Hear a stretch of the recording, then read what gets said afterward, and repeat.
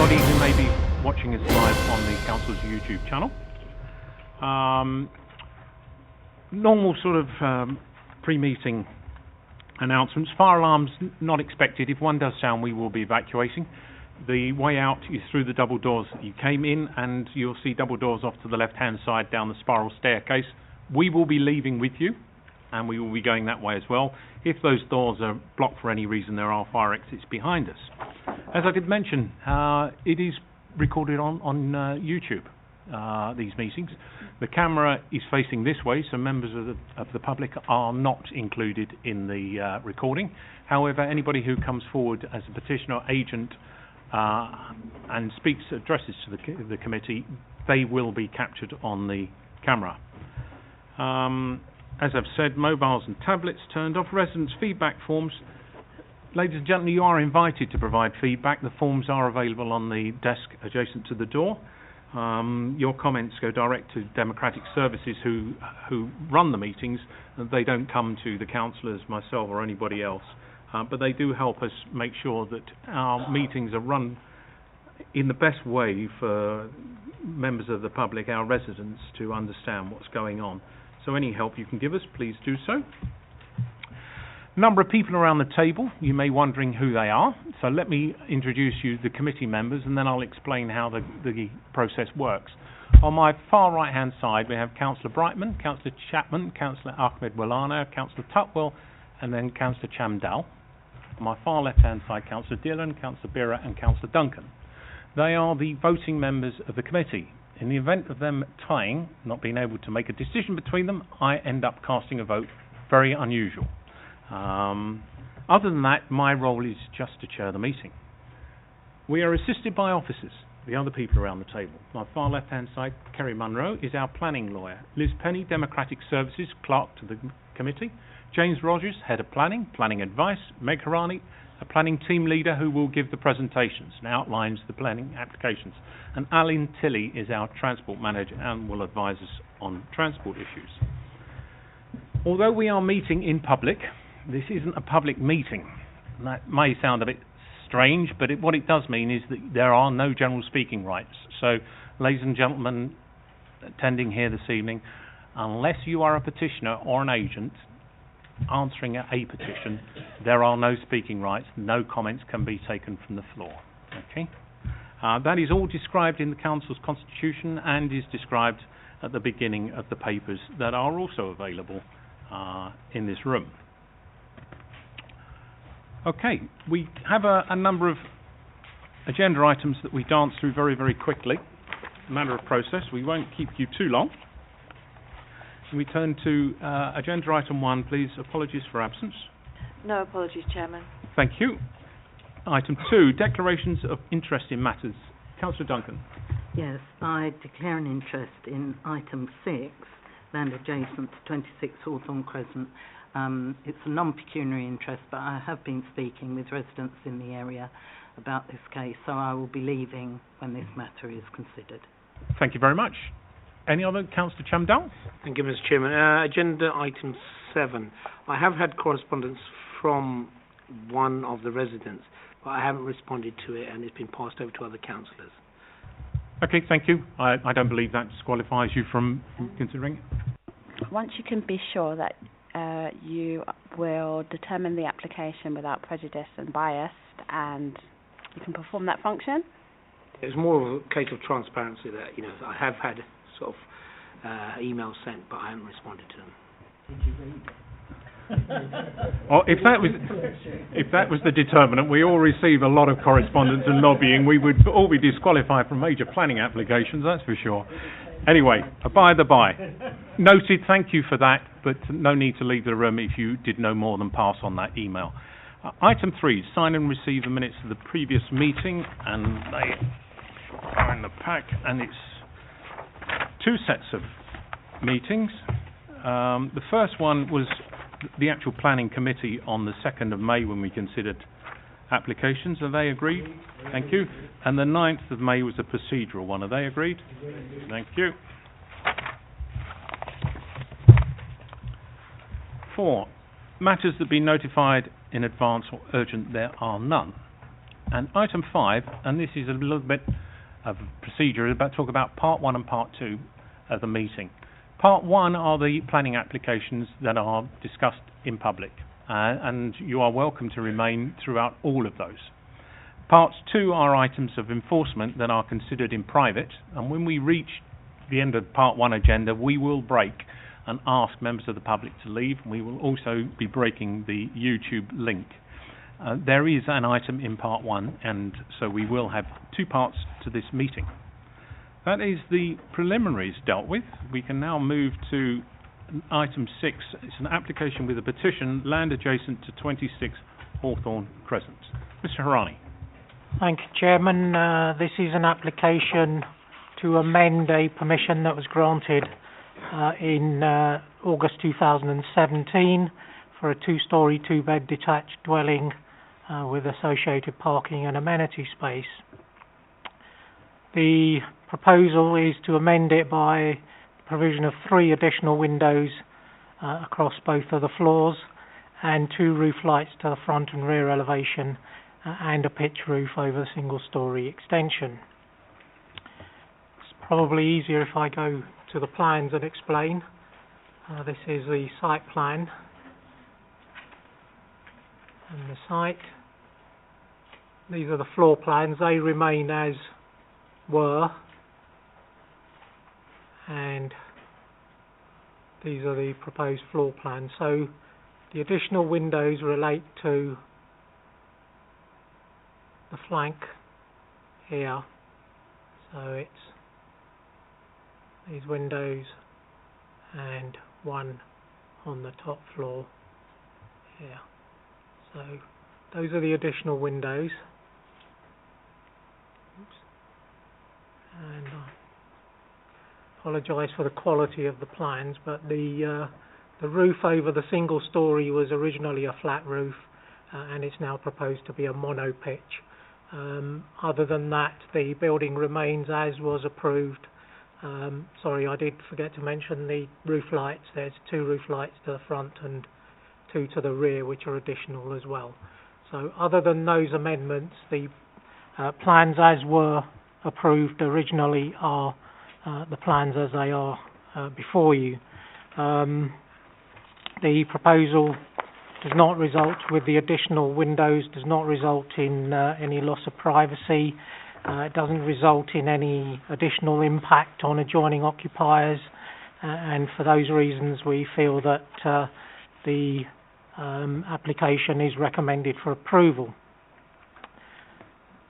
The original conditions are repeated so that because this is regarded as a new application, we are obliged to repeat all of the conditions. Members will note from the history section that the conditions that required details to be submitted prior to the commencement of works were submitted and approved, and the informative right at the end states that as long as those plans are complied with, then there's no requirement for them to resubmit those plans because they wouldn't change. With that, we are recommending approval. Thank you, Chairman. Sorry, if I can just go to the photographs. Oops.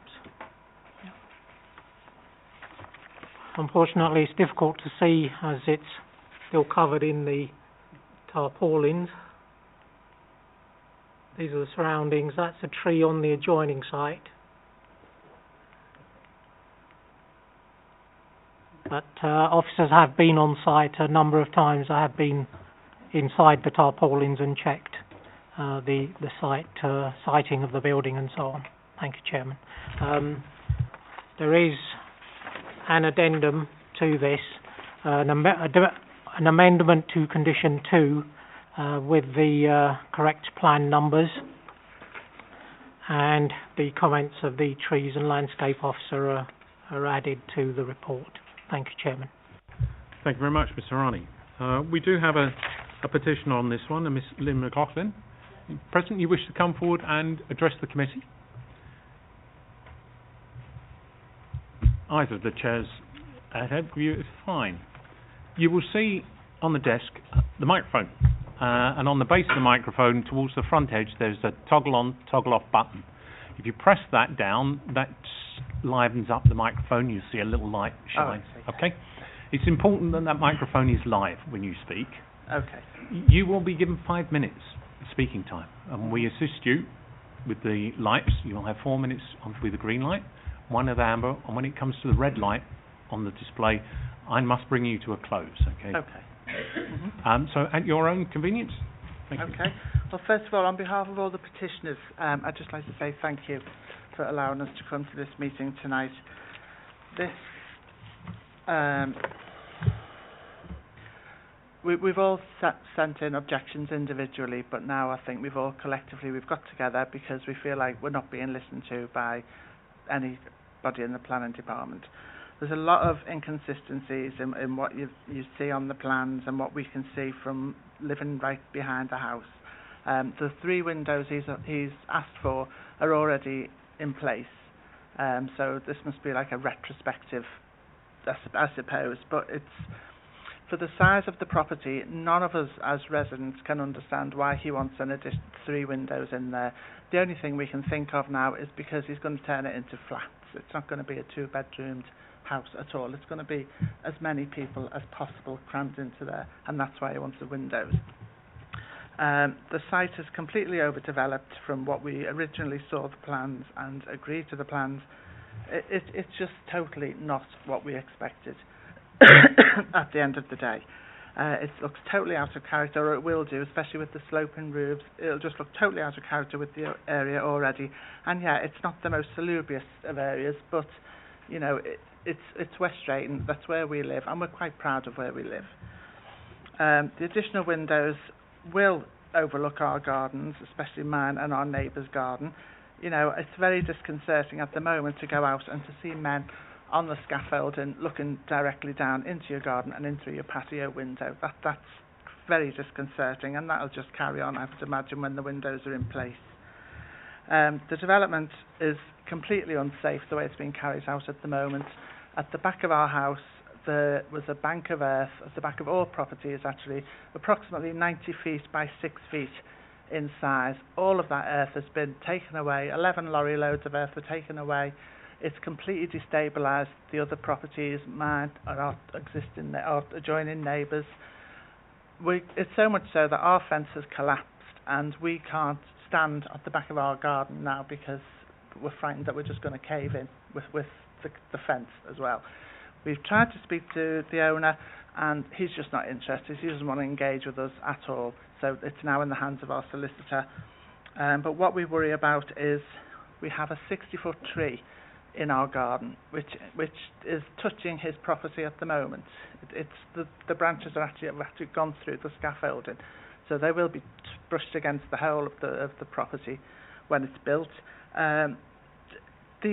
The original, all of the applications have stated there are no trees within 20 metres of the property. That's a blatant lie. He's cut down the trees that were on his side of the property and a couple of our neighbours' trees as well, without permission, I hasten to add. And he's told us he's going to chop our tree down as well. But, you know, it's 60 foot tall, this tree. He's already massacred the roots at the bottom. So this tree, I don't know how long it's going to last. We have got a tree surgeon coming to look at the tree just to make sure that the tree is still in good health.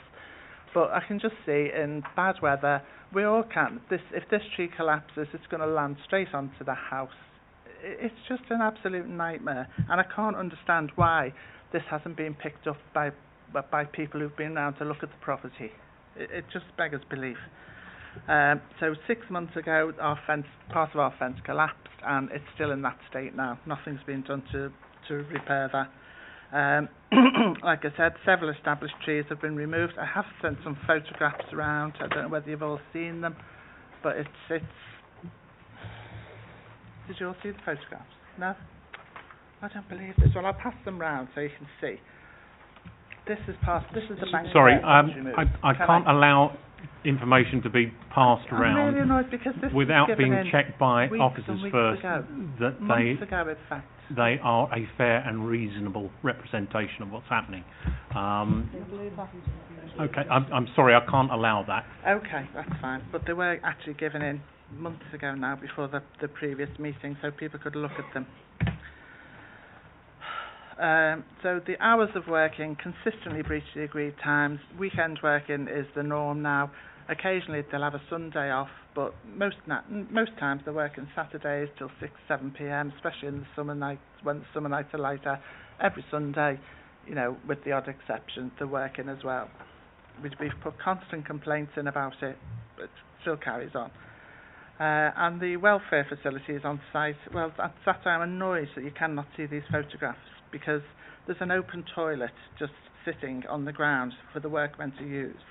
It's just sitting there. I need to draw you to a close. I'll allow you a couple of extra seconds, because we did have well, a discussion about photos. I mean, this is probably purely coincidental, but we did complain to the Health and Safety Executive about the open toilet, which was for everybody, all the neighbours could see. We could look over the fence and there was a toilet. And a couple of days later, we were met with a couple of bits of raw sewage dumped outside our property. Now, it could have been an aircraft from Heathrow. I need to draw you to a close at that point. Okay. All right. Thank you. Thank you very much. Colleagues, are there any questions of clarification of petitioner? Thank you very much, Mr. McLaughlin. If I can invite you please to return to your... Sorry? Sorry.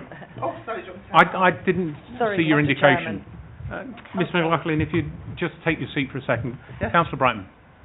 Thank you very much, Mr. Chairman. The 60-foot tree you were talking about, do you know what type it is? Has there been... It's an ash. It's an ash. Yeah. Has the tree officer been and seen it? Do you know if it has a tree preservation order? No, it hasn't got a preservation order. Nobody's been to see it. We've rung about it to say, can there be a preservation order put on it? But nobody's come round to see it. Thank you. All right. Thank you very much. Any other issues? Do I need to turn this off? If you wouldn't mind, that would be most helpful. Thank you very much. The applicant, Mr. Sharma, or the agent, Mr. Bansil, are you present and wish to address the committee? No. Thank you very much. Councillor Mathers, I believe you wish to speak. If you'd like to come forward, 3 minutes speaking time. 2 minutes on the green light, 1 on the amber, and draw you to a close on the red. Thank you.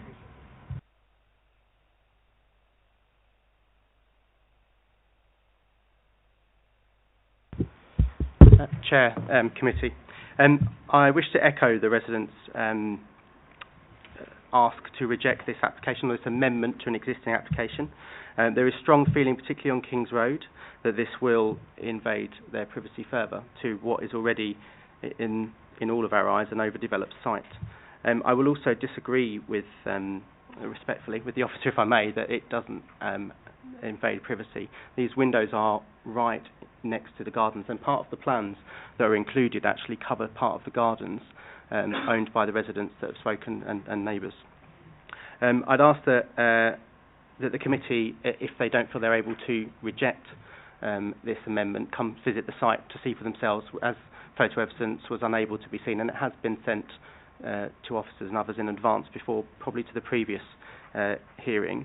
I would ask that you come visit it before you make this decision. This site is quite a small area compared to others, and the addition of windows and rear lights will have a substantial impact onto residents that already are, I suppose, struggling to understand why the development has had such a detrimental impact, not just to their land, but also to the space and privacy that they have as residents. I think it is worth taking into consideration just how unstable the current development has made at neighbouring properties, the rear, and just trying to take a photo myself of the bank that has been created, which wasn't there before, from the gardens behind. The land feels unsteady itself.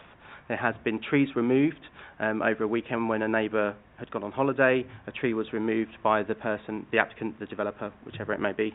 And so this development is slowly creating an unsafe environment currently, but also is creating a further invasion into people's properties and spaces.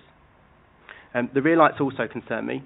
That wasn't mentioned before. It was something where people, even if the building was seen in the daytime and the windows were there for others to see at them, would be there for others to see. The lights would add another burden of of invasion and presence into an area that is so close to those back gardens. I would also ask that, and I know it isn't part of this committee, but all of those conditions around removal of trees and other things in the officers' reports are taken into consideration, and also just the building enforcement aspects, which I know don't entirely come into this matter, but that continues to be monitored regularly, because as you can see, there have been many moments of uncooperation between the person developing and the neighbours, and I'd like to see that the council come in to at least monitor and make sure that things are being done according to plan, because currently from what we see being developed and from the original plan, they don't seem to match up. Thank you. Thank you very much, Councillor. Colleagues, are there any questions, clarification? Councillor Dillon. It's just a bit where you said part of gardens. I don't understand that. So on the plan that was drawn up, from what I can see, the fences of the neighbours is part of that plan in terms of the meterage. It doesn't work out in terms of the space on the plan that's been provided. It could just be an error, and I'm sure there's no planning permission to take part of that land. But actually, I think from my understanding, also there was a bit of spare land between the two as well, which has been taken as part of this development, and so that has meant that those fence lines are now almost on or just over the boundary of that wasn't there before. It was a bit of spare land in between. I know that some of that does relate to the previous application, so I don't want to confuse the matter, but they currently draw up on the gardens. Thank you very much.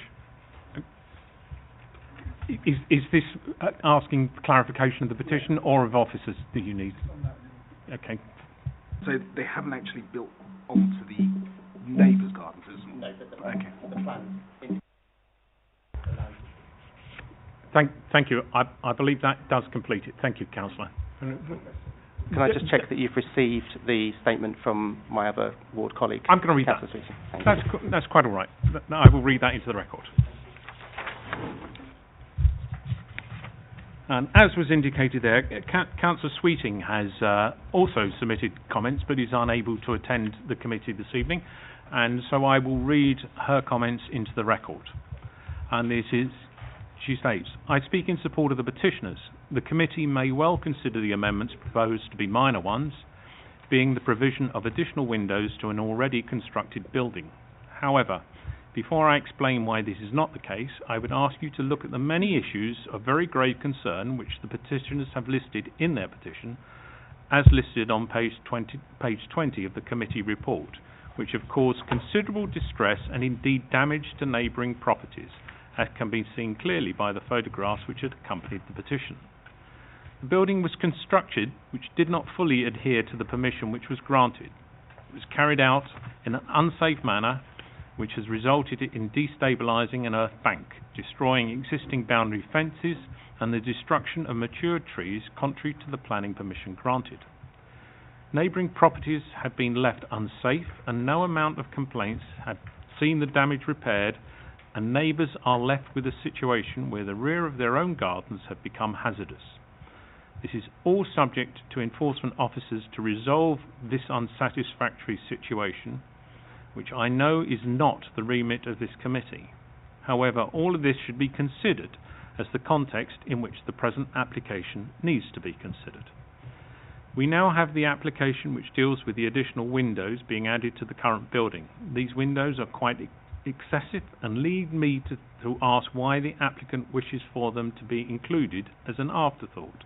Let us take the windows being proposed to the roof. The applicant says the area will be used for storage only.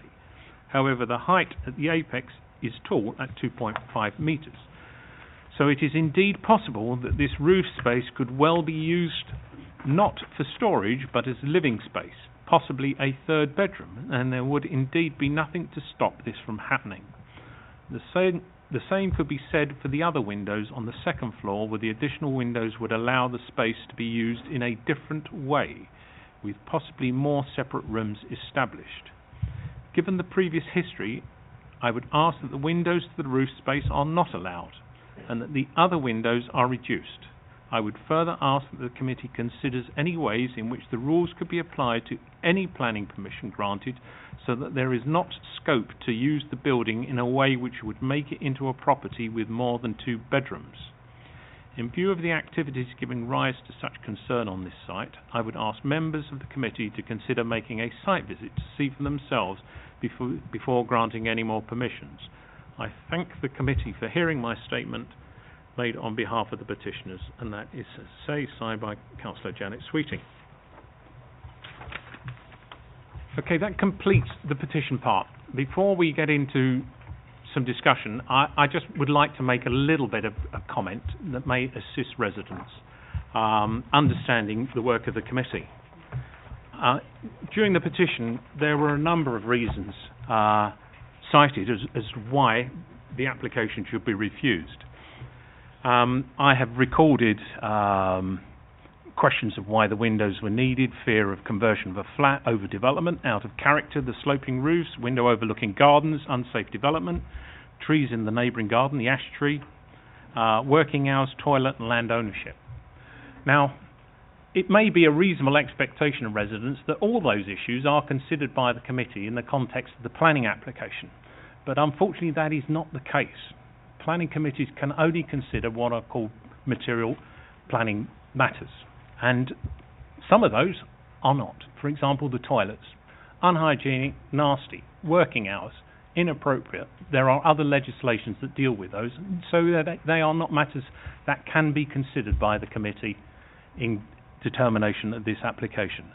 However, I will also add to that questions of why something might be happen and fear of what might happen. We are often met with this when it comes to applications for development in back gardens, our apprehension of what it may be used for, but that isn't grounds for us to refuse.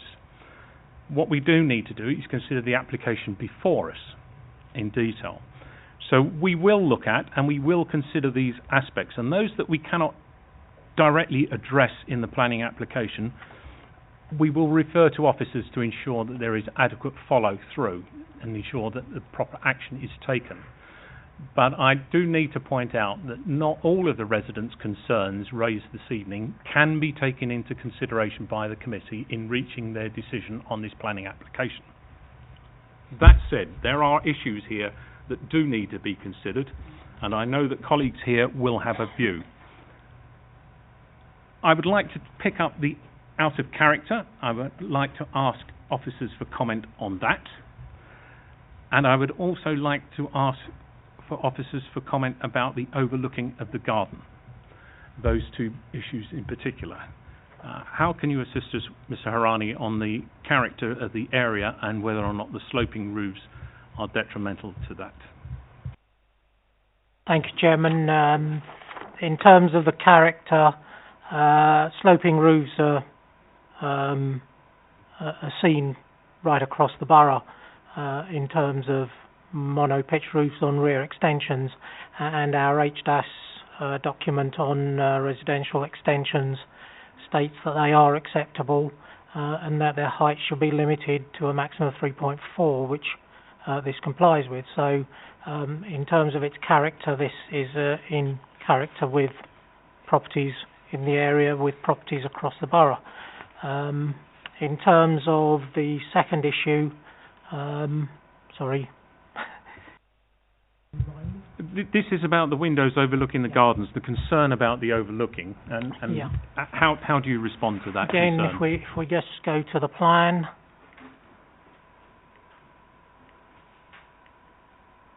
This shows the upper floor windows that are proposed. What is proposed is to make this window larger and to add this window on the upper floors. The siting of the building is close to the boundary with properties on the adjoining road. However, they are either non-habitable room windows, a staircase window, or their secondary windows, which is the second bedroom window. And so condition 7 quite clearly requires those to be obscure glazed to a specified level, and to remain non-opening below a certain height which would prevent overlooking. So both of those issues, or both of those points, would prevent overlooking onto the adjoining properties and loss of privacy. Thank you, Chairman. Thank you. Could you just help me with the orientation of those additional windows? Are they facing the back gardens, or are they facing the flank wall of the neighbouring property?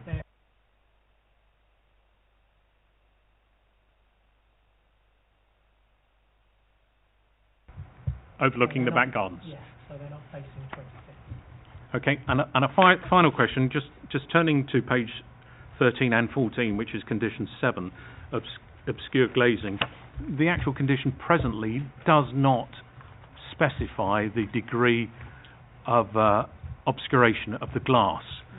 Can you assist us with how that is determined and what level you are recommending here? We would normally recommend the Pilkington level 4, and that should be specified in that condition. So I would ask that condition is amended to specifically specify that in that condition. And I'm sorry if I might be unhelpful, but can you translate Pilkington 4 into what I might see if I were looking through that window, either out into a garden or looking from a garden into the property? What is the level of clarity? There are sort of 5 levels, 1 to 5, and level 4 is very obscure, so you would be finding it very difficult to see anything out of them. Thank you. Most helpful. I think also I'd just like to ask for information on the unsafe development and the tree, because I notice in the addendum that there is comment about the tree, but I believe that will be an issue that members will wish to explore further. Yeah, I was making notes, Chairman, whilst the petitioner spoke of which matters were material planning considerations and which, such as anything, for instance, members be aware, anything that falls under the category of a boundary dispute immediately is not something that gets dealt with by the planning committee. And I did have overlooking and trees as matters that are within the remit of the planning committee. Condition 4 relates to tree protection. And I think really the issue the petitioner raised was quite a bit to do with enforcement insofar as is condition 4 being complied with. It is almost a question being asked, but the answer to that question would effectively something that you would deal with through a Part 2 report rather than a Part 1 report. And I do have and I wouldn't normally suggest this to planning committee, but it is within your remit if you wish to instruct I, as head of planning, that you wish to see a Part 2 report on a particular issue, and I'm very aware, not just because of the representations made at this meeting, I've seen many emails of the concerns raised by ward councillors regarding this particular development proposal. So in terms of the tree issues, I think it's an enforcement issue. It's not something that relates at all to determination of this application. This application really hinges on whether there's overlooking occurring or not, or whether the windows affect the appearance of the building. But as I say, I'd be quite happy to instruct officers, if you wished, to do a Part 2 report that addresses the issues of tree protection raised by the petitioner. In particular, it would look at whether condition 04 is or is not being breached, and if it is, what action should be taken. Thank you. I'm confident the colleagues may take you up on that one. Sorry, if I just add, before a Part 2 consideration could be made by committee, it's imperative that an investigation if there is a breach before it gets to that stage, yes, to see if there's an enforcement breach of the condition. Thank you. We would invite investigation. Councillor Dillon. Thank you, Chair. It's obviously very difficult because we don't know how these trees have affected the overlooking aspect of it, which is something I would like to explore, where those trees previously were, and I've got my glasses on, but I can't in the report find what our policy was on the previous trees when this application was first made. If I can, the tree being referred to, the 60-foot tree, is far enough away from the house that when permission was granted for the house, there was no reason to think the house couldn't be built without adversely impacting upon the health and vitality of the tree. But the condition 4, though, goes into more detail in terms of tree protection, whether levels are altered. So there's various issues being raised regarding trees. They're not pertinent to the additional windows or the roof lights, but I'm quite happy to be sort of transparent with committee, but it would have to be through a Part 2 report. Okay, the steer we're having here is the matter before us around the windows, and the trees, although they are a concern that needs to be followed up, are not directly relevant to the planning application before us with regards to the windows. Councillor Dillon. I'm also concerned about the roof lights and the number of roof lights and the height. So I would be concerned about that possibly becoming a habitable space in the future. And if we are minded to approve the application, I would like to see a condition made on that, so that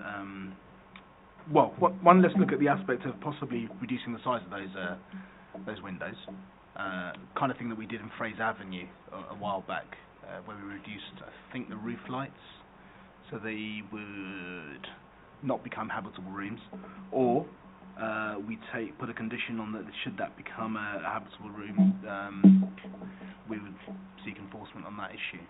So we can condition that area.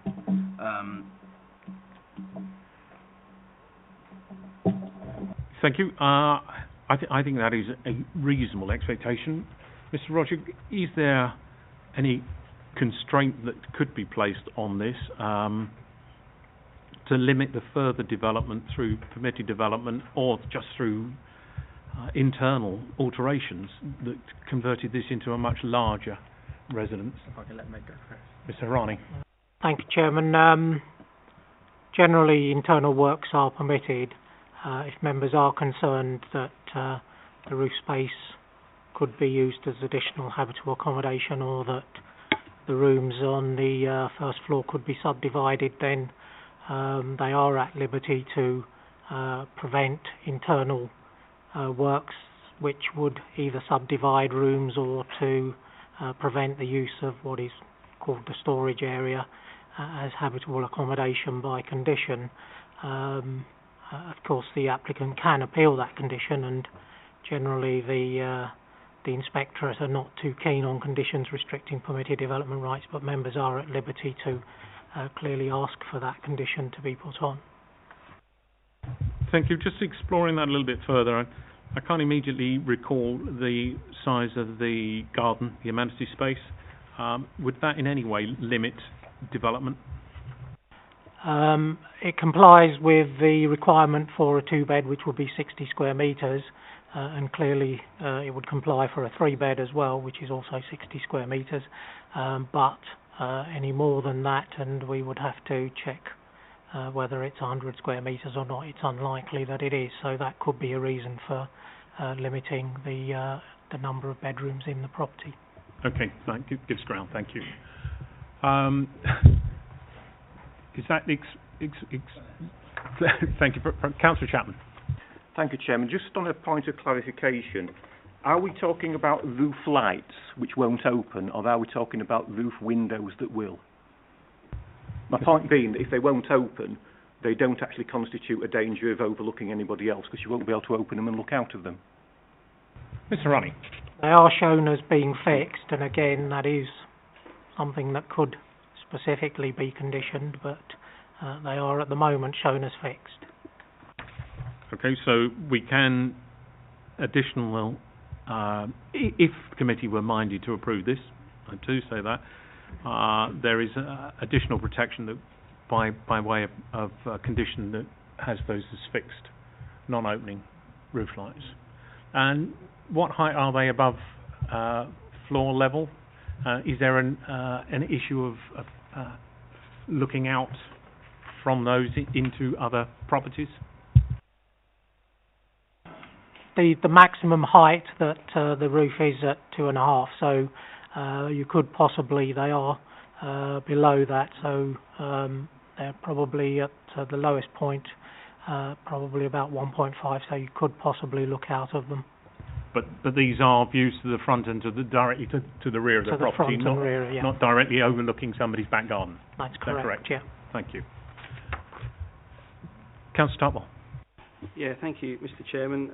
Just to add to the point, I can't see the benefit of putting windows into a storage space, but that debate's been had.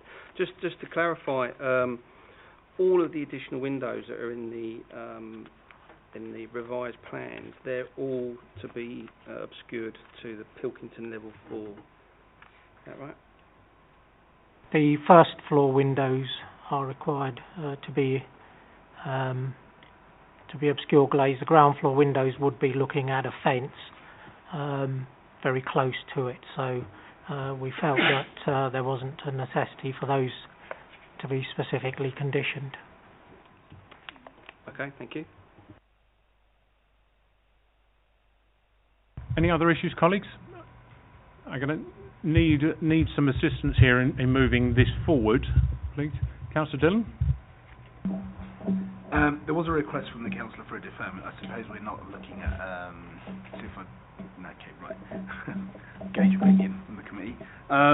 So if we were minded to approve, we should probably discuss conditions that we would want on it. I would definitely like to see fixed roof lights, and a condition on subdivision and house of multiple occupation, if possible. Obviously, house of multiple HMO, conversion of the property to. Okay. Other views, colleagues? Councillor Tuttle? No, I think if we are going to be looking to put some conditions in, I think we should set some time aside to really sort of tease those out and understand what they would look like. Okay. Well, what we need to draw out here is whether or not there are grounds for refusal. And can you identify planning harm such that this should be refused? And if you can't do that, we are lending ourselves towards approval. And then we give consideration to what conditions may be necessary to mitigate any impact of that approval. Okay? So that is the question I first need to tease out from the committee members, is whether or not you are minded to approve or refuse this on the basis of planning harm. Councillor Dillon. Okay,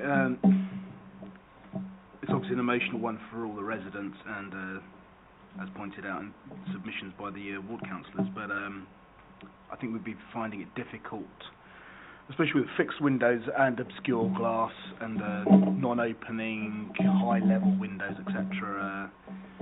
At appeal stage, so I don't think it's worth overturning. I do think it's worth putting some conditions on so that we ensure that the property is future-proof, etc. For it's not abused. We don't have even more enforcement issues coming in later. Along later. So I'm minded to approve it reluctantly, but that's because obviously I think we would lose this at appeal, and hence I'd want quite a few conditions added.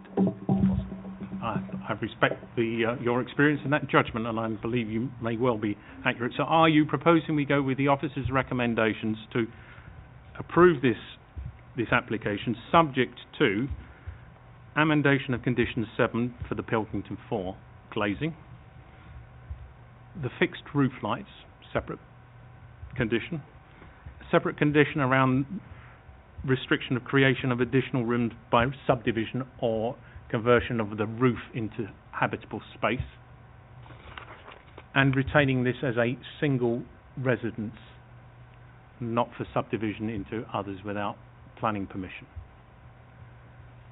Is that the summation of the additional conditions? Sorry, did we have fixed roof lights? I did say fixed roof lights. And discussion with head of planning as on various items. I'll just comment on those additional items afterwards, but I would like, first of all, to just resolve the planning application. So that is proposed that we accept that. Councillor Chapman? I'll second that, Chairman, with all the caveats that Councillor Dillon's put in as well, sort of thing. Thank you very much. So this is proposed and seconded to approve the application subject to these additional conditions that I've mentioned. Is that agreed by the committee, please? Show of hands. That is. Thank you. Right. The planning application is approved. However, it's subject to a number of additional conditions that should reassure residents regarding their concerns. What we haven't done is answer the issue around the tree. And I have some concerns about this, and I would ask our head of planning not only to investigate the upholding of the tree protection, but this is a substantial tree which I would imagine is valued by the local residents, and what I fear is that the landowner may now quickly take a saw to all those branches overhanging his property and thereby destabilise the tree. So I believe that we should be looking at taking some urgent steps to protect that tree, not just from the development occurring, but from any savage pruning that would unbalance it and thereby destabilise it. So I'd ask you to do that, please. Are there other issues that need to be picked up? Councillor Dillon. Could we just also investigate the other trees that have been removed? Just look at that as a retrospective. Yeah, so just to be clear, I will go away and do as much as I can to assist regarding trees. There are some other matters that, as of working as the Antisocial Behaviour Investigations team, that's not within my remit. HSE, I think the residents have highlighted that obviously HSD deal with matters, but yes, I'll certainly take away everything that's been said, Chairman, regarding trees. Thank you very much, and I would ask Democratic Services to refer to our Environment Protection Unit, the working hours, noise disturbance that's caused, the open toilets, which is quite unsatisfactory, for those to be investigated, please. And the fencing. Okay. Okay, that brings that item to a conclusion. Thank you very much. We now turn to agenda item 7. If I could invite Councillor Duncan back into the room. That would help.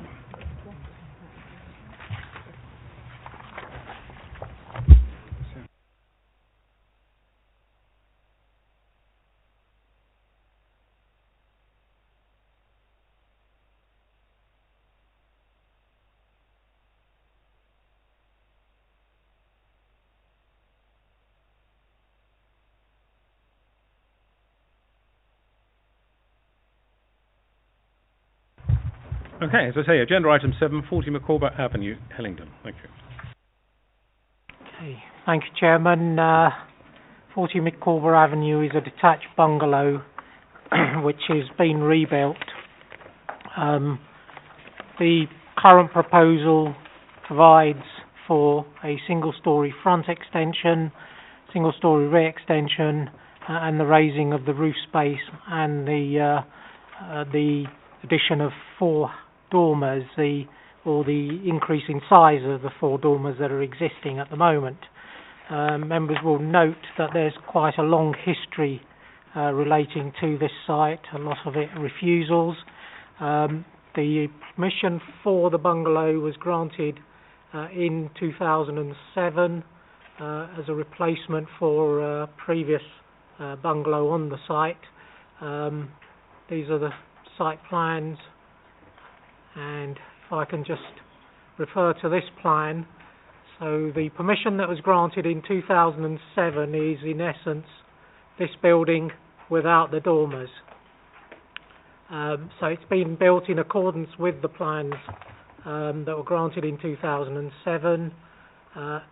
What is being proposed is the raising of the height of the roof, which is shown in the grey colouring, plus the front extension, which is this element here, which on this plan, that's the existing and that's the proposed, so it's this element, this sort of small rectangle there, which is being extended, and then the dormers as they are, and then with the larger roof you get the larger dormers.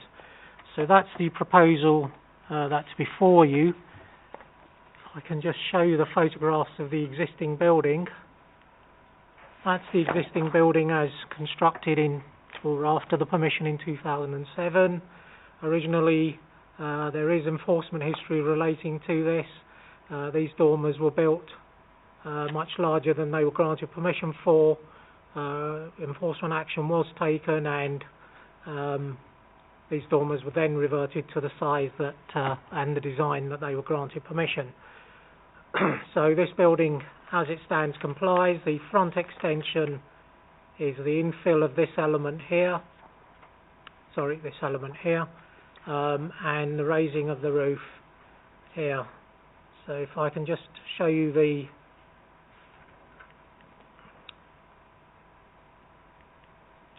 surrounding area, you can see that there's a variety of roof designs in the area, some slightly higher front gables, and then this is the rear of the property and the adjoining, and then we have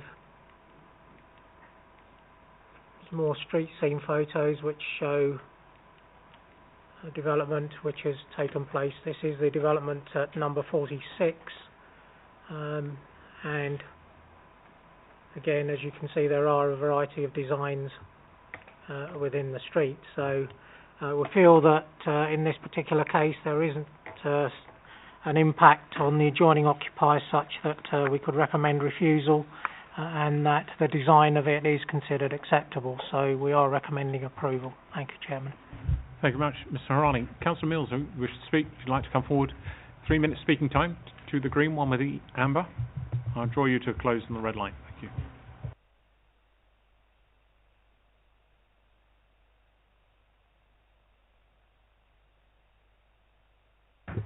Thank you, Chairman. As a ward councillor, I am in support of the residents of Micawber Avenue and neighbouring roads in strongly objecting to this planning proposal. This property is already a significant overdevelopment, having previously been extended, and as mentioned, has extensive planning history with multiple refusals alongside it. This further proposed extension looks to extend both the property further out at the back and upwards. It's clear from viewing the existing property as it currently is that it's not in keeping with the current street scene and the neighbouring properties, which are both single-storey bungalows. The proposed enlargement of the roof increases the overall size of the dormers that are currently there, and from the report it states that what will actually happen is that the roof will be raised by 1.2 metres, which in effect is half a storey higher than what is currently already there, and to remind members, it's currently already overlooking the neighbours. Particularly the gardens of properties within St Margaret's Avenue, primarily numbers 3 and 5, as can be seen on the location plan that shows that road in it as well. So the resulting repositioning of this raised roof will only intensify that problem and make it worse for those residents.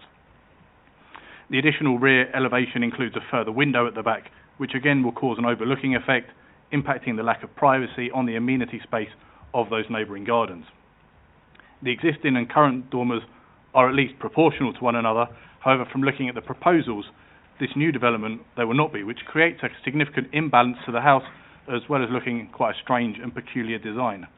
Now, knowing the planning history of this site and through comments of neighbouring residents, it does appear, one, that the applicant continues to just flood the planning department with multiple applications over time and adds on bit by bit where they can in order to enlarge the overall footprint and gain maximum benefit for themselves. As mentioned by officers, it has been subject to a number of enforcement orders, some of which I'm informed are still ongoing, and those that have been complied with took a long time to do, and this just adds to local residents' frustration in that they feel that this applicant really does make a mockery of the planning process by refusing to comply, yet continuing to submit further applications to enlarge the property. Coming back to the design, this again demonstrates the obvious lack of in-keeping with neighbouring properties. This site already stands out from others, whilst there was mention of one further down the road, around 4 or 5 houses along, compared to its neighbouring ones and those in the adjoining road that it butts along to. It really is out of keeping currently, and this application would just increase that disparity even further and make the situation worse. Members, this is a classic case of overdevelopment, not in keeping with the existing street scene. amongst a row of single-storey bungalows, this will become a nearly 3-storey building, clearly out of keeping with the others. It's surprising from just the visual outset of the property that this is recommended for refusal. I urge members to really scrutinise this application that would make the current dwelling wider, longer and taller than it already is. It's overdeveloped permission and refuse this expansion proposal. Thank you very much. Colleagues, any questions at all, clarification? Councillor Dillon. Councillor Mills, you referred to St Margaret's Avenue overlooking, was it to... Yeah, I think if the location plan that shows the roads is identified, on there we can see number 40 is the one highlighted in red. Where that extension will go will be overlooking the gardens of those first few houses in St Margaret's Avenue. Any other questions, colleagues? Councillor Duncan. Thank you. So from that plan, we can see that it would also overlook the garden, because the dormers are there, of the property immediately adjacent, which is number 38. A. Yeah, so I think that's currently already the case from the development that's been built to date. Extending that further obviously will have a greater impact on those, plus having a further impact on those further along the adjoining road. So there are already windows overlooking that garden, and this will create more. That's correct, yes. Thank you. Further questions? Thank you very much, Councillor Mills. Colleagues? Councillor Duncan? Yeah, from what one sees from the plans and hears, I can understand local people being concerned about this and a local councillor coming to speak about it. I don't know how this situation has arisen, perhaps through permitted development, that it so completely overlooks what is a very small garden to the neighbouring property, and now seems to be marching further down the plot and doing even more. I don't see how this can be overcome, because they are windows to habitable rooms, and I think that we do have policies that say we shouldn't have obscure glazing to windows to habitable rooms. It is not already approved. I think it is one of the policies in the local plan part 2, but I'll be corrected on that. But certainly it's something that we aim for. So I'm inclined to agree that I think it is overdevelopment. Raising it another 1.2 metres, yes, there may be other properties in the area of varying heights, but certainly the white property immediately to the north of that, from what I can gather from the photographs, is not of that height. And anyway, we should be considering each case on its merits, not in some sort of marking race with other properties in the road. So I do have some sympathy with what I've heard for local concerns here. Thank you. Thank you, Councillor Duncan. Can I just ask for some clarification from officers and possibly even from legal, that where planning permission has been granted and the building has been built with these side windows that do overlook the garden, are we then able to refuse an application that makes those windows slightly larger? Thank you, Chairman. If I can just clarify the issues.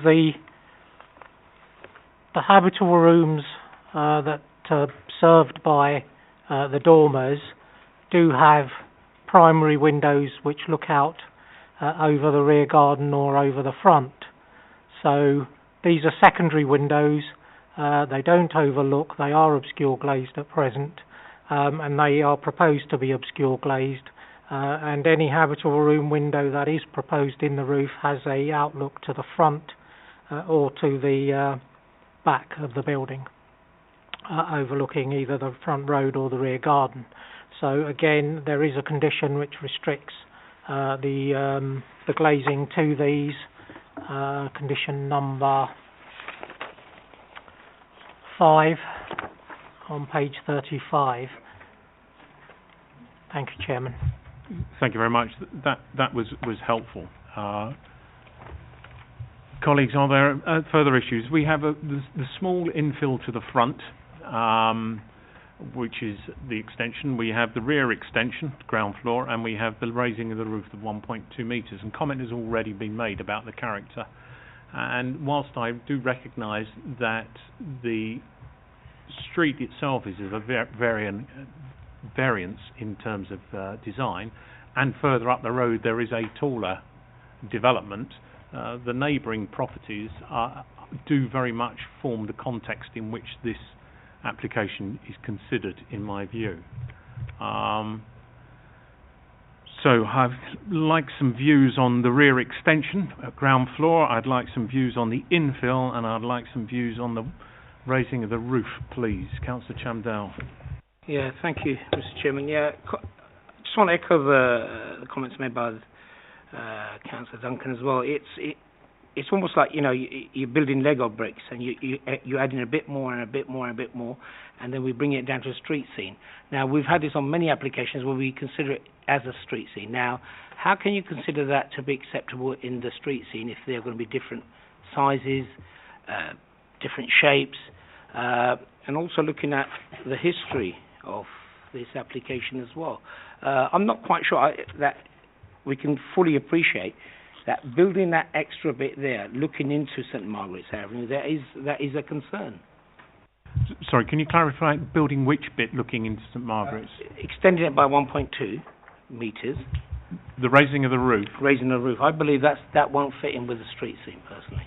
So it is the height, not an impact on the properties in St Margaret's. This is a I think primarily the metres. height. I think the height itself, in terms of the street scene, I think that will impact, and I believe there's harm there. Okay. Have a view here that this is the height is out of keeping with the street scene. The presentation drew specific reference to number 46, I believe, which is three doors away. I accept it is not the immediate neighbour. What is the height of that in regard to the proposal? Taller, shorter?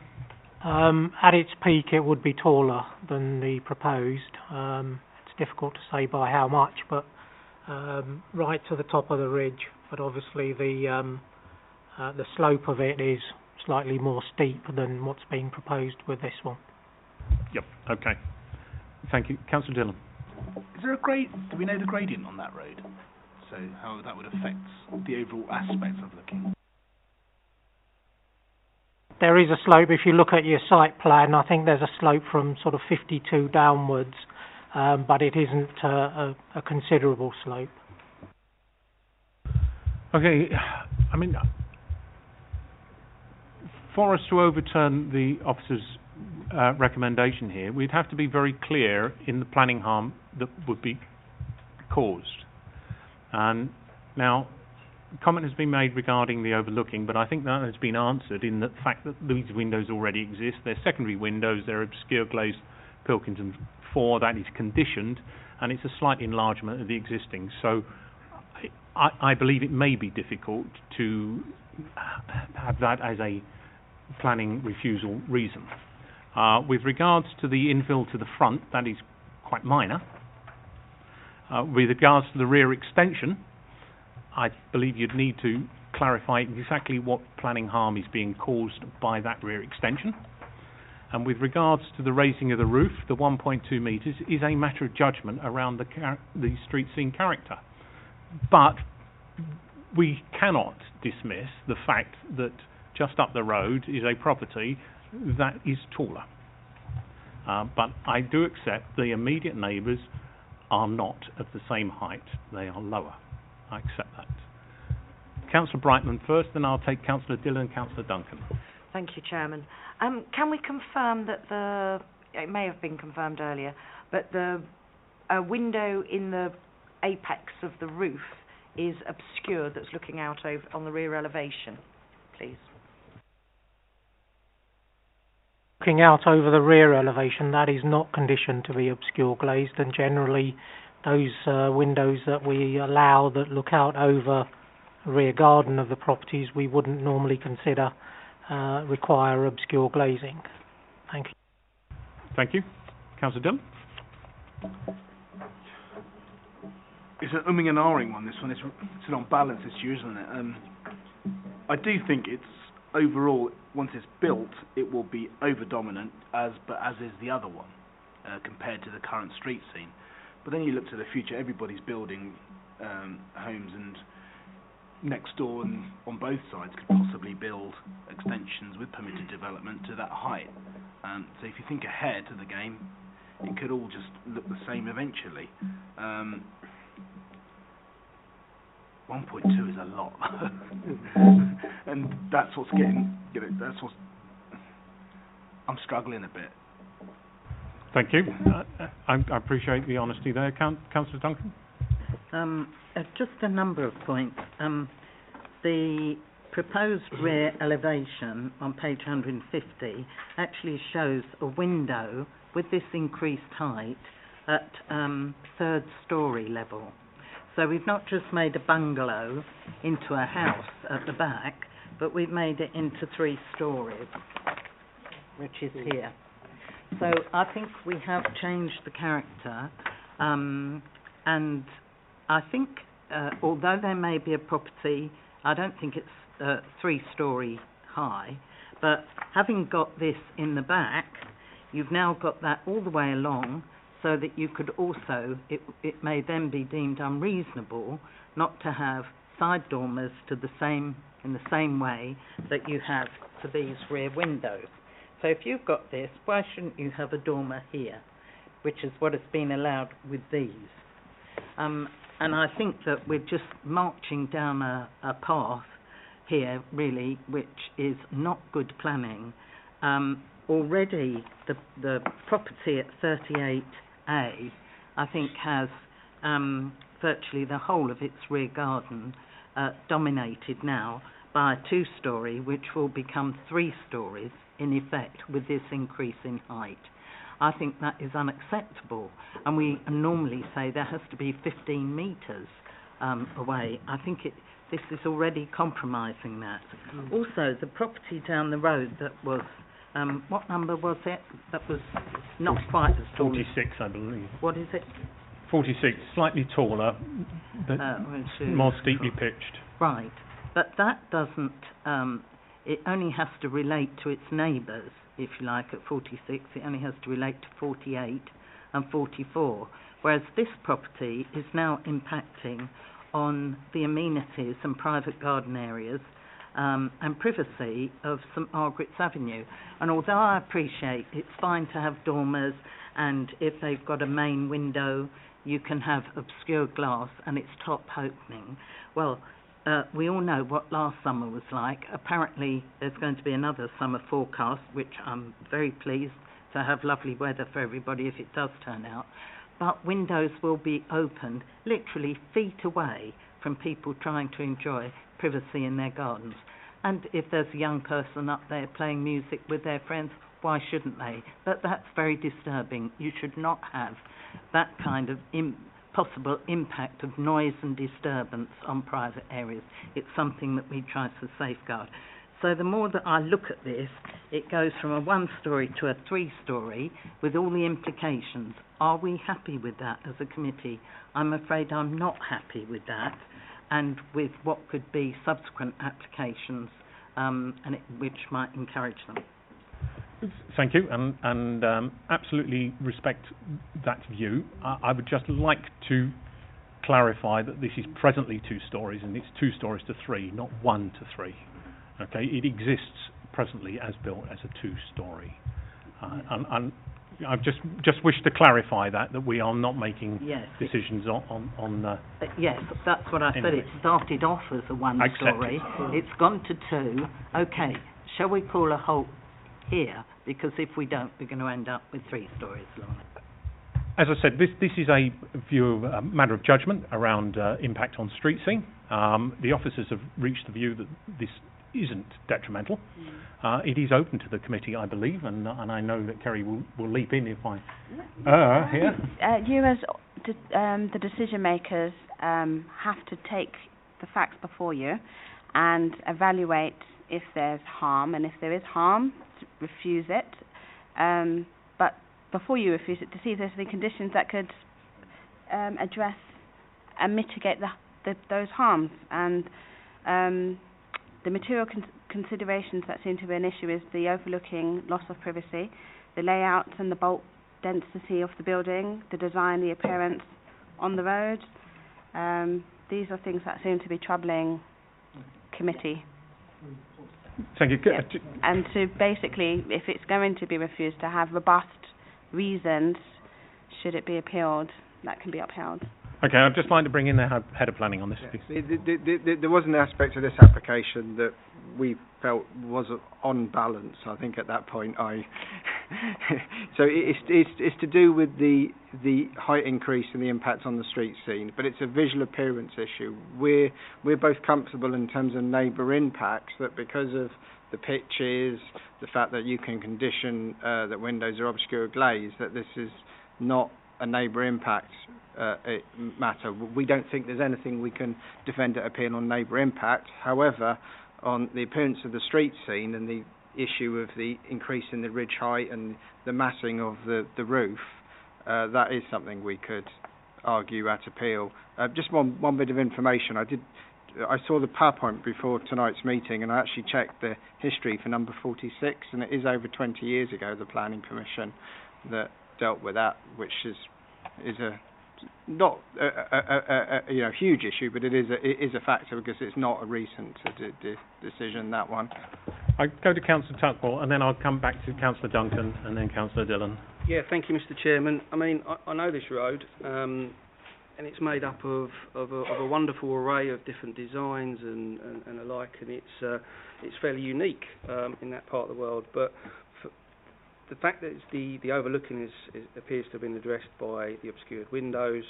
For me, 1.2 metres is just too much, I think. The fact is you've got a property a couple of doors down. For the immediate neighbours, I think it just will put it out of character and we're not sitting with the street scene. So that's my view. Thank you very much, Councillor. Who do I say? Duncan. Thank you. It was just that we do have a minimum distance of 21 metres, and in the report it's 20 metres between this new extension, high extension, and the rear of properties in St Margaret's Road. Now, I don't know whether St Margaret's Road, any of those properties that it backs onto, I know it's only 1 metre, that's not the issue. Saying the people in St Margaret's Road want to put in a 3 metre extension or something like that, this is bringing it all horribly close, and you can't deny people the right to put up some permitted development or something like that without this having an impact. So I think it's tight as well, and it's bringing a 3-storey structure within 20 metres. So it just infringes our own policy as well, which I think is an indication of its bulk and mass and, why we're concerned about it. It's on page 33. I've just now picked that out. Yeah. Okay. Yes, if you could add some clarification here, Mr. Harani, on how this application impacts on that separation distance. Thank you, Chairman. The 21 metre distance is an overlooking distance, so that distance is required between habitable room windows that face each other. There are no habitable room windows that will be clear glazed which face St Margaret's Avenue. The required distance where there are no habitable room windows facing is 15 metres, and this is at 20 metres, so this clearly complies with that. Clearly, in terms of the size and scale, members will need to make their own views on that, but I would caution against a reason for refusal relating to the impact on adjoining occupiers. I think we would find that very difficult to defend. Thank you, Chairman. Thank you. Your advice has been helpful, and I am taking the views around the room here that this is perceived to be out of keeping with the street scene as a consequence of the raising of the height, and therefore it becomes too bulky, too tall. Are we accepting of the officer's advice here that the overlooking aspect is one that we probably couldn't sustain? Is that accepted, or are we pushing back against officers here? Duncan? Yeah, if I could just comment on that. I do accept that this is now an accepted way of getting round overlooking, but I do not accept that it gets round the noise problem. And as with a lot of young people, there's a bedroom culture. Families don't all gather downstairs. Young people, teenagers, have their friends round, they play music, they talk, etc. And on warm days, windows will be open. So and are you going to have these windows permanently closed? Because that's the only other alternative. I think if we go for these things, we have to be consistent. But because it certainly doesn't address the noise issue and disturbance, as far as I'm concerned. But that noise and disturbance issue exists now, in that those dormers exist. The planning application is making them bigger. So how do we defend that as a refusal reason if that perceived harm already exists? No. We defend it because we say we don't want to make it any worse. But I'm not sure. The point is, we need to look at this condition whenever we put these things. Bungalows next door to each other are often just a couple of metres apart, sometimes 2 or 3 metres, very close, and you have windows facing each other. Where that's done as a permitted development, you don't have any control. Where you do, you must aim for the goals of planning to protect residential amenity. I know it exists here now, but we don't have to make it bigger, we don't have to make it worse. Okay, that's going to have to be a committee view here. We've heard from the officers that it's not a defendable reason. These windows exist already, and it's about enlarging the window. Whether or not that adds to such harm that you would make that a refusal reason against the advice of officers I believe is a committee decision and need to be guided by that. Councillor Ahmed Bolana and then Councillor Dillon, if I may. Could this be confirmed that there is no precedent that we have a building on the street of the same height? Any other building in the same street of the same height, like it would be potentially of this building?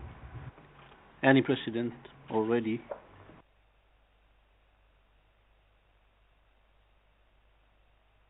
Clearly there is this building a few doors down from the application site. However, as James has said, this was approved in 1988 when the standards and requirements were slightly different. Thank you, Chairman. If I can also help members, that particular property is a slightly narrower property, so the width of the plot is actually much narrower. So if I'm honest with you, the impact will be slightly greater of the proposal because it's a much wider property. Okay, I need to be drawing this now to a conclusion because I think we've exhausted the aspect here that notwithstanding there is a marginally taller one here, the impact of this one is greater. The committee is not content with its impact in the street scene, and therefore then I get the impression you're minded to refuse. I need somebody though to take that forward, please. Councillor Chapman. Firstly, for Mr Rogers, are we saying therefore that number 46 does not in any way constitute a precedent or anything like that? It does constitute a precedent, but it's not identical to the proposal, and it was granted over 20 years ago. So what I'm saying is I don't think officers will be hamstrung in defending a street scene related refusal reason at appeal. Where we as officers, I think if you as a committee want to go down a neighbour impact refusal reason, then our advice at the moment is we don't think we can defend that. Second issue then, Councillor Chapman. On that basis, can I propose that we reject the application on grounds of layout, size and bulk and street impact? Okay. Or some other suitable wording. We'll tease out the wording, but we're... I'm proposing we refuse it. Proposing to refuse it on the basis of its height, bulk, design, character. Absolutely. Okay. Now... No, sorry, you're not. Did you propose that? Sorry. Councillor Tutwell? Yeah, I'd happily second that. We'll second it. And show of hands, please, on that one. And is there agreement to delegate the wording of that to the head of planning? Thank you very much. Okay, so that application is refused. Now turn to agenda item 8, please.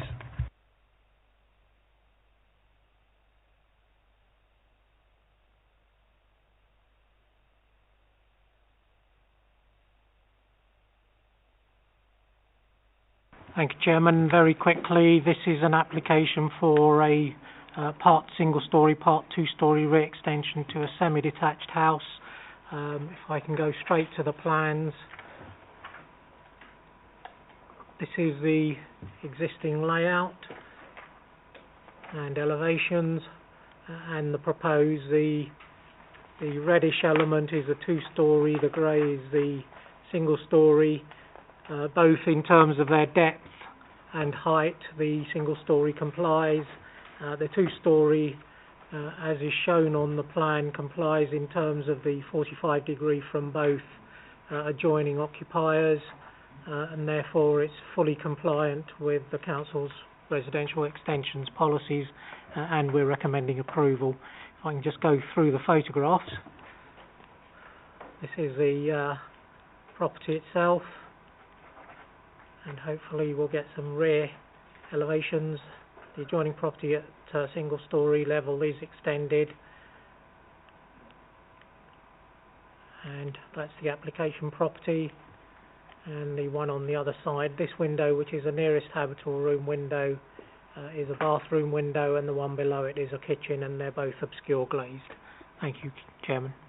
Thank you very much. Colleagues, Councillor Duncan? Looks perfectly acceptable. I move officer's recommendation. Grateful. Councillor Borough? I second that. Any other issues at all then? Yes?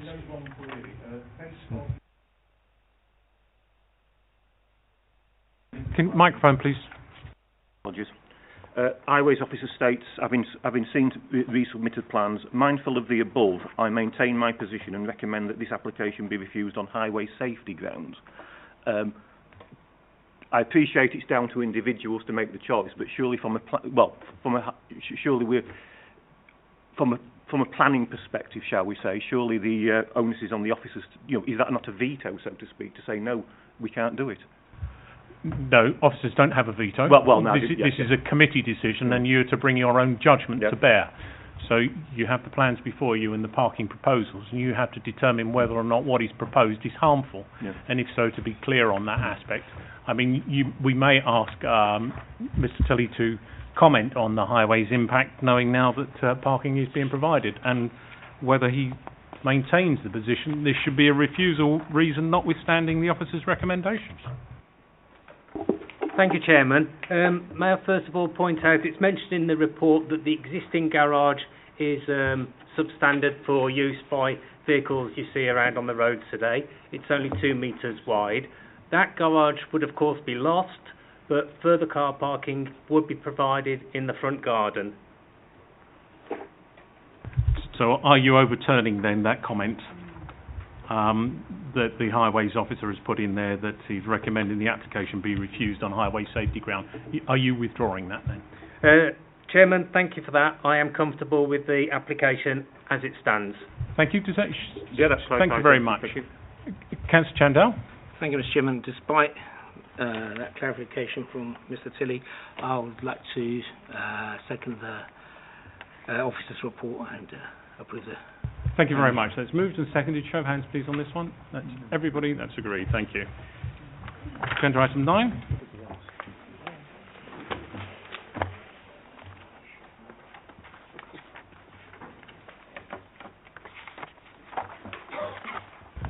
The Stable Benbow Way, Cowley. Mr. Ronnie.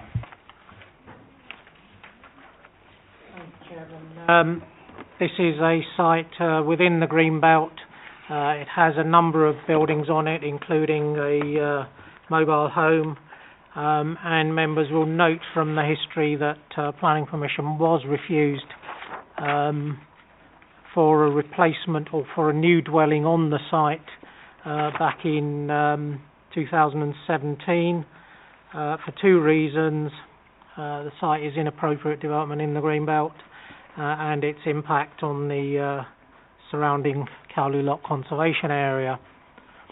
However, the application went to appeal, or the refusal went to appeal, and the inspector approved the dwelling for a number of reasons which are set out in the report. He approved the dwelling at 147 square metres. It was a two-storey dwelling. The proposal before you is also for a 147 square metre dwelling, but it's for a single storey as opposed to a two-storey. So the fact that it has a slightly larger footprint is offset by the fact that it has a much lower height, and we feel that it will be difficult to refuse this application on the basis of its impact on the openness of the Greenbelt or its impact on the Cowley Lock Conservation Area, and so we are recommending approval. Thank you, Chairman. I can again show you the photographs. These are the mobile home and buildings that the inspector took into account when he made his decision and said it was a replacement for these. So these will all go when the new dwelling is built. Thank you. Thank you. Councillor Chandal. Thank you, Mr. Chairman. A higher body has spoken. They've rejigged it. It's got slightly smaller, should we say, lower, and I'll go with officer's recommendation. Thank you very much. Councillor Duncan. Show of hands, please, on this one. With everybody, thank you. That one's approved. Item 10. Land to the rear of 65 to 75 Worcester Road, Cowley. Thank you, Chairman. Members may recall this site came to committee early this year in February for a similar development of 4 dwellings, 2x2 bed and 2x3 bed. Members refused that application for the reason set out on page 78. Its impact on the adjoining occupiers at 71 and 73 Worcester Road. The application has now been amended so that its siting is slightly further away from those properties or from all of the surrounding properties, but also its design has been amended so that it has a hipped roof as opposed to gable-ended roof. And there is a comparison diagram which shows the previous application, which is shown dotted in red, and the current application and the properties that surround it in Clammas Way, in Clammas Way on this side. I can find my red dot. There we go, and the properties in Worcester Road here. So again, you'll see that in terms of its distance from those properties, it is greater than 15 metres. It does comply, and with the amended design, we feel that it overcomes the previous reason for refusal, and we are recommending approval. There is an addendum on this which just takes into account comments from the Tree and Landscape Officer, who's satisfied that it would not affect any trees of merit on or adjoining the site, and that replanting of any trees is covered by the landscape condition. Thank you, Chairman. Thank you very much. The Head of Planning wishes just to... Just to clarify, the previous application was 4 3-bed dwellings. This is, it's still 4 dwellings, but 2 of them are 2 beds now, so the developer has had to reduce slightly the scale of the development, and I would echo Meg's comments that I think the developer has addressed the concerns previously raised in my opinion. Thank you. Councillor Mills, I believe you wish to speak. As you come forward, I'll just pause for a minute, so that I was going to ask our clerk to sort the blind out for you. Yes, I had noticed. I was just waiting for an appropriate time to pause.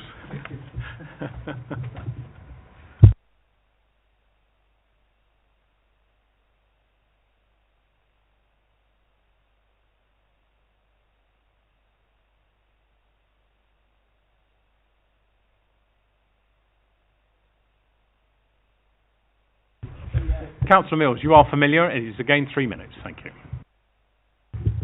Thank you very much. I speak again tonight in support of local residents in their objection to this application. As mentioned, members will recall a previous application was presented before this committee, which you as a committee refused when permission was sought for 4 3-bedroom houses. Whilst this application has made a slight amendment to the previous one, the concerns that existed before, along with the reasons for objection then, still remain to an extent among local residents.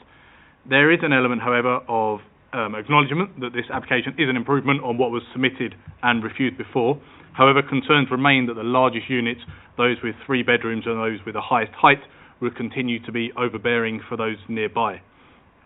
The proposal does remain far greater in height than the existing garages, so the issue of overlooking, that again was highlighted significantly last time, and overshadowing on the rear of the properties and significantly the gardens of houses in Worcester Road, namely numbers 71 and 73, still remains. Members may remember that at that meeting the overshadowing issue was one that was picked up as not having been completely reported accurately, and the members identified this was a greater issue than had first been perceived from the officer's report. Previous instructions from highways officers have been that vehicle movements in this area must be based on the current format of the garages, therefore surely it's only fair to judge the height of the building against that basis as well. Practical access to the site continues to be another issue, with increased vehicle movements already experienced, and those will continue to grow as this development takes place and people move into what is proposed. Nearby residents confirm through me that large vehicles still cannot safely access the site and stop to deliver their materials on Worcester Road, which is in close proximity to the local primary school. A number of members of this committee will have carried out a site visit, so will recall seeing the existing street scene and note that the size of this development is a lot greater than it, particularly given the sloping aspect where it's built, and again reiterating the overlooking impact that will cause. In summary conclusion, I support the objections from the residents who, again, are not adverse to something being built here. It's just the size and scale of this is overdominant for them and has significant overlooking and overshadowing of the gardens.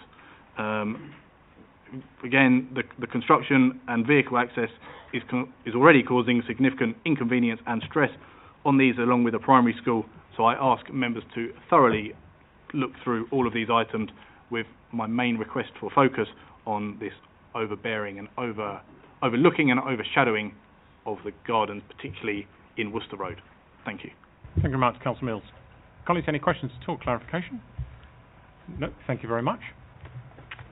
As this is effectively a resubmission of an item, although amended, the previous refusal reason is the focus of our attention. In all other respects, they didn't amount to grounds for refusal last time we considered this. And the question, put quite simply for the committee, is whether or not the change in the roof design and is sufficient to overcome the refusal reason of the size, scale, bulk and height being detrimental to numbers 71 and 73 Worcester Road by reason of overdominance and overshadowing. So that is the issue. All other matters should be set aside. Councillor Duncan. Well, the amendments are welcomed. I wasn't sure about, I did query the accuracy of the overshadowing diagram, which looked like an ink blot and didn't bear any resemblance to what it should. But it was not in overshadowing 71 and 73, which is to the south. The sun rises in the east, moves round to the south and sets in the west. The overshadowing would be to the north, to Clammas Way properties. So I don't know what was put in about Worcester Road, but anyway, that wouldn't have been correct. But I see that there is a shadow diagram on page 169, which does show overshadowing to the Clammas Way properties. But very unhelpfully, it says it's not to scale. So I don't know whether that means the map base is not to scale or whether the information on it is not. But certainly, I wouldn't think that it would come right up to the rear of those properties. So I'm more reassured about the overshadowing. And I do think that the hipped ends are going to make quite a dramatic difference, and it also reduces the height. So it looks to be much more acceptable. I mean, I do think that it's better to have these old sites developed for useful housing, if possible, because otherwise they become scenes of antisocial behaviour and activities that cause other concerns and disturbances for residents in the area. Thank you very much. Other views, colleagues, at all? Councillor Dunham? Yeah, I think it's a much better proposal. It's not... He's maximising his potential on this site, yes, definitely, but I think moving it forward slightly, reducing the roof height, gables, etc., it's way more acceptable, and despite the objections of our residents, I think we would have very few arguments, actually. So I'm proposing that we accept the officer's recommendation. Thank you very much. Do I have a second? Councillor Chandal? Sorry, Mr. Chairman, I was just saying about this overshadowing. So we're saying now this is not overshadowing the properties on either Worcester or Klamath Way. Is that what we're saying? Just It will overshadow Klamath Way, but it never overshadows Worcester Road. Because you can see... I don't really wish to get drawn too much into an issue that is not going to give grounds for overturning the officer's recommendations here. Well, what we have to look at is the impact here on 71 to 73 and whether or not the adjustment being made meets the concerns of the committee, whether or not there is additional planning harm such that the refusal should begin. And we've had it proposed that we go with the officer's recommendations, and I'm now looking to somebody. Councillor Borough. Thank you very much. Do I have a show of hands, please, on this one? That is everybody. Thank you. That application was approved.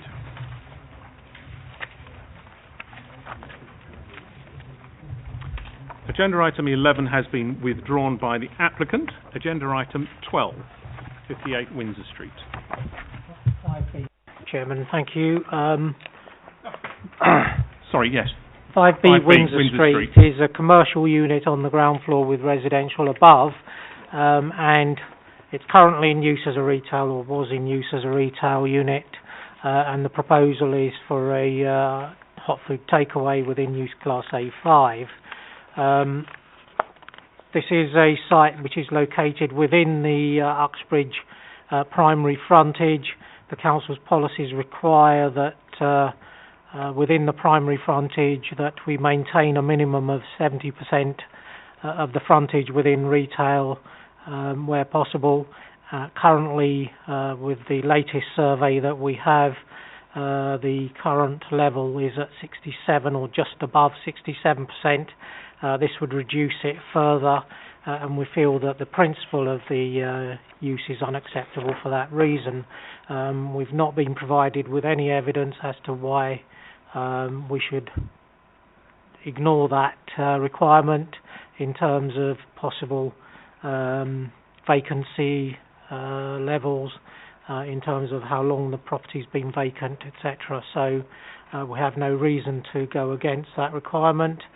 There is a proposal, if I can go to the plans, that shows the extent of it, and that's the existing and the proposed, and you'll see from that that there is a large extract duct being proposed. This site is in a conservation area and the extract duct is going to be, in terms of its design, visually unacceptable, and also if I refer to the addendum sheet, we feel that it's siting very close to that window, which is a residential window, would also impact on the occupiers of that unit in terms of noise and disturbance and possible smell. So there is an additional reason for refusal there that we are recommending. So for those very reasons we are saying it's unacceptable. This is the unit. If I show you the back, that's it. As you can see, the window that I'm referring to here, the duct would go across there, and it will be very visible given that this site has got a road to the front and to the back as well. So we are recommending refusal for the 4 reasons now. Thank you, Chairman. Councillor Brightman? I propose we go with the officer's recommendation. Thank you very much. Councillor Duncan? Thank you. Show of hands, please, on this one. That's everybody. Thank you. 13 has been withdrawn, so we're now turning to Part 2, Break the Link. you.